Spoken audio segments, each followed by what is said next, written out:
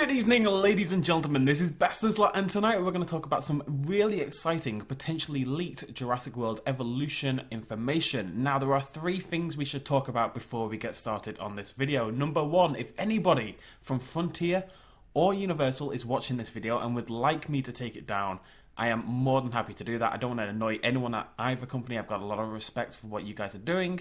So please just get in touch with me. You've got my email. We've already been in contact. Just let me know and I'll take the video down. I know, corporate shill, whatever. I don't want to piss people off who I have respect for. Second up, how much of this information you take to be true is completely up to you guys. It comes from someone who claims to be a QA tester for the game over at Universal.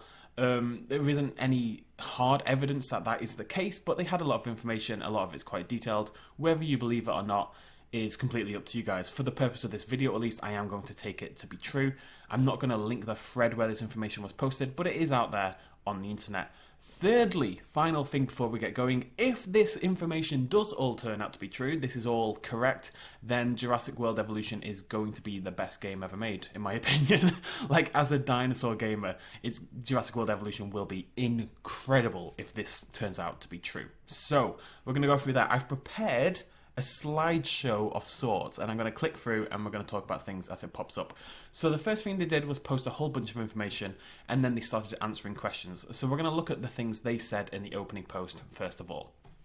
Number one, the gameplay is about what you would expect. It functions like JPOG with less, there's going to be some swearing by the way, just so you know, with less bad terrain tools and more in-depth gameplay, pretty much what we'd expect. The terrain tools is something I've complained about often with JPOG. They're very limited. You can make cliffs, you could make wet bits, and that was about it. We needed a little bit more detail, so it sounds like that is what we're going to have. There's no building customization, everything's pre-built. Now, just to assuage some fears, what they don't mean by that is that it's like Zoo Tycoon on the Xbox One and the Zoo Tycoon that ended up on PC. It's more that you can't customize individual buildings, mostly to accommodate console ports. There are multiple options for each building. In the builds I played, I could choose between classic JP buildings and the newer Jurassic World buildings. If that's true, that is super exciting and a fantastic addition. I take it as in, if you're building your park entrance like you would on JPOG, you can choose between the classic Jurassic Park one we see on the left, or you could build the Innovation Center from Jurassic World. If this is true, and shut up phone, and buildings have multiple options, even more than one or two, you know, some of them accommodating for like Jurassic Park 2, Jurassic Park 3, and we can choose between them, that's going to let park customization be so much better, and that is actually really exciting. Mosasaurus and pterosaurs are definitely included in some capacity. There's a couple of signs that feature them.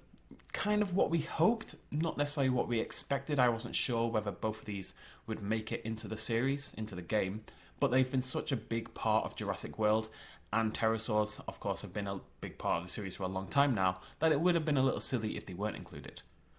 Dig sites are unlocked with XP. You start with enough to unlock a single dig site, just like in JPOG. 3 dinosaurs to a dig site, just like JPOG, but there's already more dig sites in the unfinished builds I played than there were in the full game of JPOG. They said in the thread at another point that there were about 50 dinosaurs at release, which was, well, in the build they played, which would be double the amount we got in Jurassic Park Operation Genesis, so that is obviously really, really exciting. It gives them so much more room for variety, and we're going to see some of that come up in a minute. Security, this is one of the most exciting things, by the way. Security is substantially more complex than JPOG, as you'd expect from a game that's coming out 15 years later. Build armories from which you recruit a team of security personnel to drive jeeps, fly helicopters, or hunt dinosaurs on foot. Essentially, a breakout causes a minor shift in genre, turning the game into a strategy game. That, to me, sounds pretty damn incredible. We've talked about it in the past, in videos, how I was hoping we'd have a little bit more control over our individual units, over... I wanted to feel that drama again of when a dinosaur breaks out, and the guy in the thread did mention that a breakout is actually quite an action-packed, tense moment. So you imagine your T-Rex is breaking, your squads or your security guys are all sort of stationed around the park, you need to move them, you need to get them into position, ready to hold the T-Rex back from your guests. That would be incredibly exciting, so hopefully it's true. Final part, this is the big thing he posted. The game has 3 tech trees, security, science and entertainment. Of course, we knew that. You need all of them, but it takes a good deal of time to max out any one tree. Security is obvious. You unlock better fences, nicer vehicles, and some shiny anti-dino toys. Science is primarily things like making the dig sites and cloning processes easier, getting disease cures, that sort of thing. Entertainment is things like attractions, new shops and amenities, all pretty much what we'd expect so far. You've got NPC advisors for all of these, but these aren't locked down yet. As it stands, you've got Claire, Wu and Owen as your advisors, which you would assume entertainment, Claire, Owen, security, Wu, science. That would actually make a lot of sense to me. I didn't think about that till just now. After that, it was a series of questions. I've just picked out the 6 most important. Let's take a quick little look. Is Indominus Rex in? Of course it is. Moving on. Details about security stuff. The strategy aspect is a very simple RTS, like a real-time strategy game. Move units, give attack orders, have them defend a certain point. Very basic stuff. This is a tycoon game before it's a strategy game. Feathers. Yeah, there aren't any feathers in this game. Even on dinosaurs that really probably should have them. Therizinosaurus looks bloody weird without feathers. Therizinosaurus is one dinosaur I think should always have feathers, no matter what version, no matter the game or series it's being put in. However, I think by now, if you're expecting feathers in Jurassic Park, that's on you more than it is on the game itself. Other than Therizinosaurus, I can't think of many dinosaurs that should definitely have feathers, otherwise they risk looking really bloody weird. Hopefully Therizinosaurus does have feathers and that this is a lie somehow, or maybe it'll get added in the future, who knows. Dinosaur behaviours. Exciting stuff. Quite a few of the dinos don't have full AI yet. The herbivores browse and graze, some of them rut, some of the hadrosaurs and sauropods sing to each other. A few herbivores also are a lot more defensive. Trikes and ankylosaurs, I do speak English, I promise, will stand their ground against a predator. The carnivores hunt, the raptors hyper-focus on specific visitors, that sounds awesome. Albertosaurus and Allosaurus have small family units.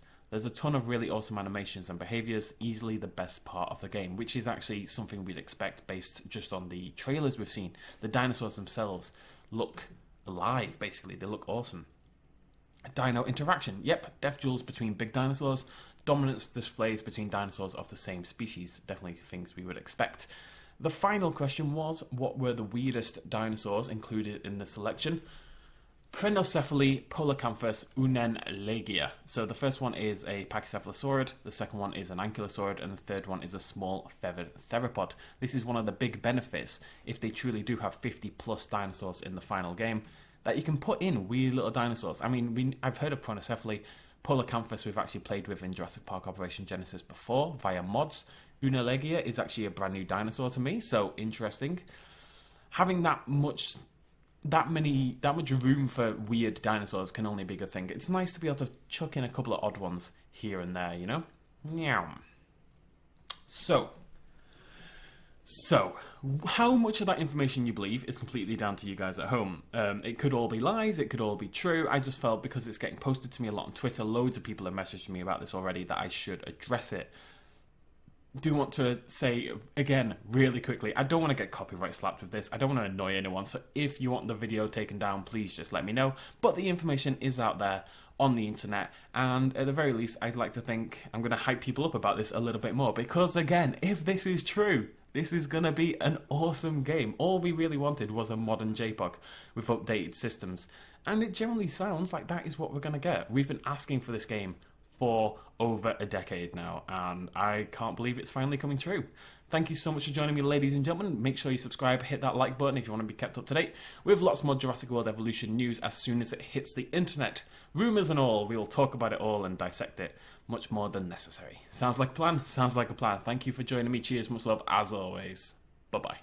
Hey guys, if you enjoyed this video, please consider smashing that like button down below. It really helps me out. And also hitting the subscribe button if you want to be kept up to date with brand new videos about dinosaurs, animals, aliens, and everything else we do here on the BestInSlot channel. All of you who have subscribed so far, that's awesome. Make sure you hit that little bell icon. I'll highlight it now, otherwise you may actually miss out on the content anyway, because YouTube is silly. Thank you guys so much. Much love.